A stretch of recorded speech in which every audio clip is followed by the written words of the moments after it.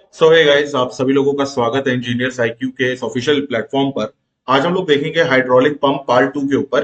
Part 1 अगर आप लोगों ने नहीं देखा है तो एक बार जरा देख लो जाकर के, क्योंकि पार्ट 1 में भी हम लोगों ने 20 एमसीक्यूज किए हैं और यहाँ पर पार्ट 2 में भी हम लोग 20 एमसीक्यूज करेंगे। तो हाइड्रोलिक पंप के टोटल 40 एमसीक्यूज हो जाएंगे और इसके बाद अब आपको ज्यादा हाइड्रोलिक पंप के बारे में पढ़ने की जरूरत नहीं है। ठीक है, ये 40 क्वेश्चन है, इनमें से रट लीजिए और सबको सही राइट चाहेंगे तो क्वेश्चन इन्हीं में से ही आपका बन जाएगा। ओके, तो चलो भाई शुरू करते हैं। सबसे पहला क्वेश्चन यहाँ पे क्या कह रहा है, कह रहा है which of the following statement about the centrifugal pump is correct. है ना। तो कभी कभी क्या होता है, जैसे रेलवे जूनियर इंजीनियर के पेपर में अगर आप देखेंगे तो कभी कभी आपसे मैच मिसमैच के क्वेश्चन और करेक्ट इनकरेक्ट के भी क्वेश्चन आपसे पूछ लेता है, तो आपको थोड़ा सा इसके ऊपर भी ध्यान रखना पड़ेगा। इजी होते हैं क्वेश्चन। तो यहां पर क्या कह रहा है, करेक्ट हमसे पूछा गया है, तो it can handle a large amount of liquid with minimum pulsation. फिर कह रहा है it work best at very low speed. भाई ये तो गलत है। फिर यहां पर कोई भी पंप लो स्पीड पे बहुत अच्छी तरीके से काम नहीं कर सकता, एक्सेप्शन अलाउड है। It require a large suction lift. It is more efficient then a positive displacement pump in high pressure application. नहीं, तो ये भी गलत हो जाएगा। इसका सही जवाब हो जाएगा option number A. Correct answer हो जाएगा it can handle large amount of liquid with minimum pulsation. Centrifugal pump जो है वो कॉन्टिन्यूअस और स्मूथ फ्लो के लिए ही जाना जाता है with minimum pulsation. Next question पर आते हैं और ये क्वेश्चन बहुत इंपॉर्टेंट है, इसको भी आप लोग देख लो। यहां पे कह रहा है what is the role of volute in centrifugal pump. Centrifugal pump में वॉल्यूट का क्या काम होता है। Reduce cavitation, convert velocity energy into pressure energy, यानी वेलोसिटी एनर्जी को प्रेशर एनर्जी में कन्वर्ट करेगा। Increase rotational speed, reduce suction pressure. तो इसका क्या आंसर होगा भाई, सही जवाब हो जाएगा इसका convert velocity energy into pressure energy. तो वेलोसिटी एनर्जी को प्रेशर एनर्जी में कन्वर्ट करेगा, यानी कि अब ये कहेंगे कि काइनेटिक वेलोसिटी क्या होता है भाई, काइनेटिक एनर्जी होती है ना।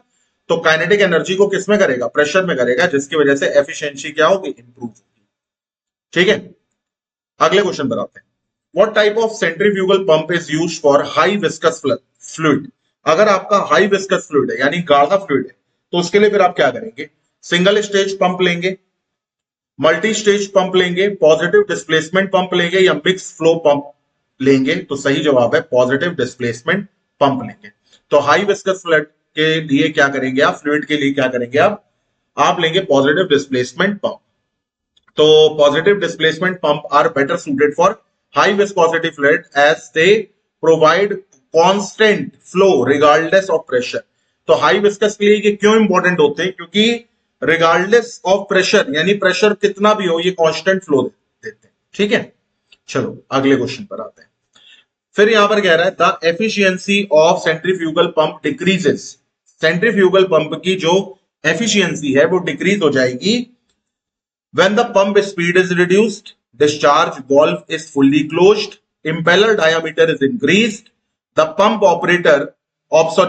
operates near its best efficiency point। तो भाई इसका सही जवाब हो जाएगा जब डिस्चार्ज वॉल्व जो है वो पूरी तरीके से क्लोज्ड है तो फिर एफिशिएंसी जो है वो डिक्रीज होनी ही होनी है। क्यों, क्योंकि कई तरीके के लॉसेस आएंगे। अच्छा, कौन कौन से लॉसेस आएंगे, तो देखो सबसे पहली बात तो रीसर्कुलेशन होगा, क्योंकि डिस्चार्ज हो ही नहीं रहा है तो रीसर्कुलेट हो रहा है, जिसकी वजह से हीट बिल्डअप होगा और एफिशिएंसी जो है वो उसकी डिक्रीज हो जाएगी। तो ये क्वेश्चन भी आपका इंपॉर्टेंट है, इसको भी ध्यान से देख लीजिएगा। अगला क्वेश्चन है what is the main disadvantage of cavitation in centrifugal pump. Last time पे हम लोगों ने कैविटेशन देखा था, अब हम देखेंगे इसके मेन डिसएडवांटेजेस क्या होते हैं। इंक्रीज एफिशिएंसी, ये कोई डिसएडवांटेज नहीं है।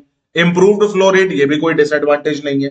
Damage to impeller and casing, जो इंपेलर है पंखा और केसिंग, क्या उसको डैमेज करेगा। रिडक्शन इन सक्शन प्रेशर, तो भाई सही जवाब है डैमेज करेगा इंपेलर को और केसिंग को। तो cavitation cause spitting, erosion and noise leading to damage over time. याद रखिएगा ये एटेंडम डैमेज नहीं करता लेकिन समय के साथ ये डैमेज करता है। ठीक है, क्वेश्चन नंबर 6 पर आते हैं। In multi stage centrifugal pump pressure is increased by. तो मल्टी स्टेज सेंट्रीफ्यूगल पंप में जो प्रेशर है वो इंक्रीज होता है किससे, using a large impeller, decreasing the speed of the pump, arranging multiple impeller in series या यूजिंग ऑफ वॉल्यूट केसिंग। तो सही जवाब हो जाएगा arranging multiple impeller in series. Multi stage centrifugal pump की प्रेशर को अगर बढ़ाना है तो क्या करोगे, मल्टी इंपेलर लगाओगे वो भी सीरीज में। जिसकी वजह से क्या होगा, each impeller increase the pressure allowing the pump to handle higher head. ठीक है, नेक्स्ट क्वेश्चन पर आते हैं। क्वेश्चन नंबर 7 है हमारा ये क्या कह रहा है, in which condition will a centrifugal pump require priming. किस कंडीशन में प्राइमिंग की जरूरत पड़ती है? When pumping water at high pressure, नहीं। When the pump is operating above the liquid level, when the pump when pumping oil instead of water, ये भी नहीं होगा। व्हेन पंप इज सबमर्ज्ड है तो प्राइमिंग की जरूरत ही नहीं है। प्राइमिंग की हमें जरूरत तब पड़ती है जब पंप जो होता है ऑपरेट करता है above the liquid level, liquid level से ऊपर। ठीक है, तो if the pump is above the liquid source air pocket can form, है ना, एयर पॉकेट उसमें आ सकते हैं, requiring priming to remove them. तो प्राइमिंग क्या करते हैं, उसको वाटर में सबमर्ज कर देते हैं ताकि प्राइमिंग हो। आगे बढ़ते हैं, अगले क्वेश्चन पर आते हैं। क्वेश्चन नंबर 8 हमारा क्या कह रहा है, कह रहा which factor does not significantly affect the efficiency of centrifugal pump. कह रहा है कि which factor does not significantly affect the efficiency of centrifugal pump. Fluid viscosity, temperature of the fluid, impeller diameter, या डायरेक्शन ऑफ रोटेशन। कह रहा है कि भैया सिग्निफिकेंटली नॉट अफेक्ट करे, फ्लूइड विस्कोसिटी करेगी, टेम्परेचर भी करेगा, इंपेलर का डायमीटर भी करेगा, डायरेक्शन ऑफ रोटेशन से इतना खास फर्क नहीं पड़ेगा। तो यहां पर क्या कह रहा है, while an incorrect rotation can stop the pump from working, it does not significantly affect efficiency। ठीक है, ऑपरेशन। क्वेश्चन नंबर 9 पर आते हैं। क्वेश्चन नंबर 9 हमारा क्या कह रहा है, देखो सर, कह रहा what happen if net positive suction head, यानी कि नेट पॉजिटिव, अभी इसके ऊपर ना मैं आपको बहुत डिटेल अभी बताऊंगा क्या होता है ना, क्योंकि ये आपको जानने का पूरा हक है, क्योंकि इस पर क्वेश्चन ना वहां पर आकर के बन ही सकते हैं। तो कह रहा है कि क्या होगा अगर नेट पॉजिटिव सक्शन हेड यानी कि NPSHA is lower than NPSHR। और ये NPSHR क्या होता है, तो ये होता है net positive suction head required.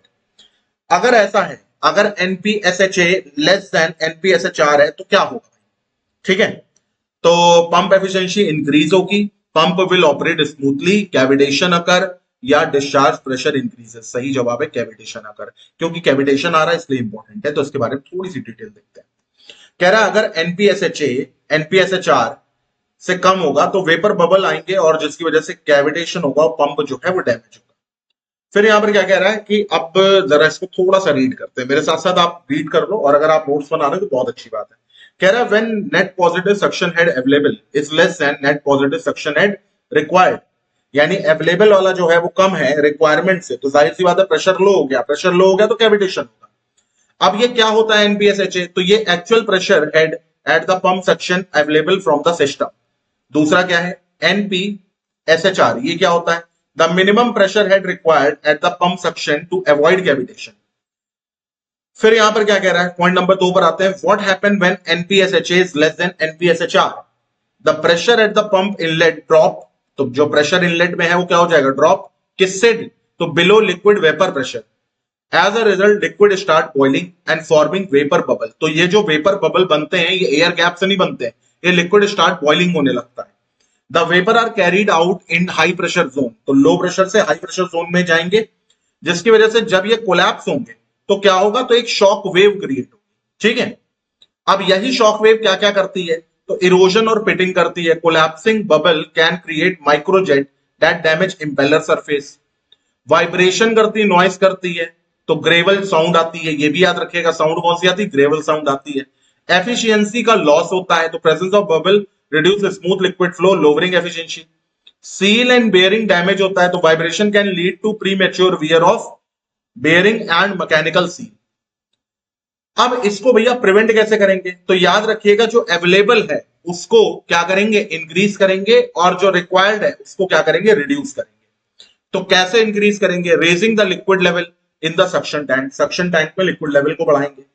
फिर क्या कह रहा है, reduction suction pipe friction losses, यानी short larger diameter pipe. Decrease fluid temperature, fluid temperature को डिक्रीज करेंगे, ये भी याद रखिएगा, ये भी इंपॉर्टेंट पॉइंट है। अच्छा, NPSHR को यानी जो रिक्वायर्ड है, सक्शन हेड रिक्वायर्ड है, इसको कैसे रिड्यूस करेंगे, तो using a pump with lower NPSHR rating, operating the pump with in recommended range. ठीक है, तो ये कुछ इसके फैक्ट थे। तो अगर आप यहां से 2-3 पॉइंट भी नोट कर लेंगे जो कि आपको समझ में आ जाए तो इंपॉर्टेंट है आपका NPSHA एंड NPSHR। के लिए। ओके, नाउ क्वेश्चन नंबर 10 पर आते हैं, इसके बाद 10 क्वेश्चन और बचेंगे।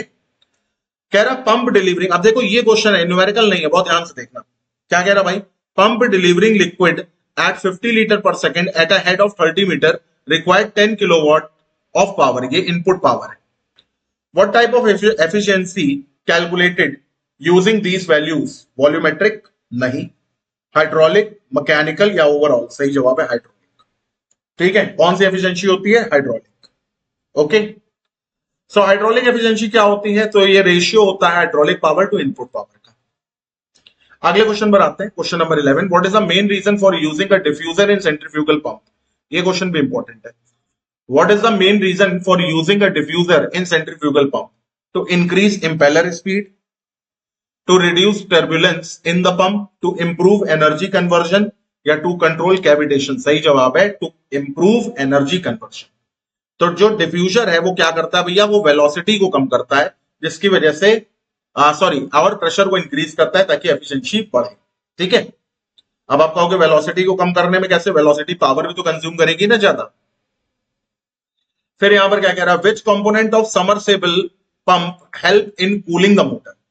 ये क्वेश्चन भी आपका इंपॉर्टेंट है, पूछने को ये भी पूछ सकता है कि विच component of submersible pump help in cooling the motor, और ये क्वेश्चन आप ऑप्शन से ही करेंगे, straighter, impeller, water surrounding the motor, cooling fins. तो सही जवाब है वाटर सराउंडिंग द मोटर। इसमें कूलिंग फिन्स ना करके आ जाना। सराउंडिंग वाटर जो है वो नेचुरल कूलेंट की तरह काम करता है, जिसकी वजह से मोटर में कभी ओवर हीटिंग नहीं होती, और होती भी है तो प्रिवेंट कर लेता है। क्वेश्चन नंबर 13 पर आते हैं। 13 वाला क्या कह रहा है, in a jet pump what generate the suction force. तो जेट पंप में जो सक्शन फोर्स है वो कौन जनरेट करता है ना। इंपेलर रोटेशन नहीं, एक्सपेंशन ऑफ चैम्बर अगेन नहीं, high velocity fluid creating a low pressure zone या डायफ्राम मैकेनिज्म। तो सही जवाब है high velocity fluid creating a low pressure. ठीक है, जेट पंप में एक नोजल होती है जिसकी वजह से low pressure region, to create a low pressure region that lift the fluid. ठीक है, 14 पर आते हैं, which type of centrifugal pump is best suited for low flow high head application. Again important, star लगा दो। Radial flow pump, axial flow pump, mix flow pump, submersible pump. सही जवाब है radial flow pump, low flow और high head. ठीक है, तो radial flow pump are designed for application requiring high pressure with low flow rate. Okay, question number 15 पर आते हैं, why are multi stage centrifugal pump used in boiler feed applications. So why are multi-stage centrifugal pump used in boiler feed application? To handle high temperature, to increase pressure in stages, to reduce maintenance cost. Multi-stage maintenance cost कहां से reduce हो जाएगी?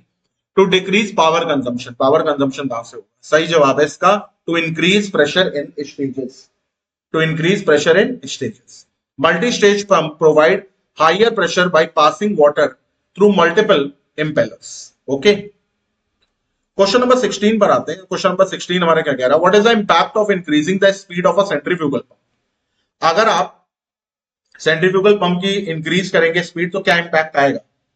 ठीक है, तो decrease in head, increase in flow rate and head, reduce in cavitation, no effect on efficiency.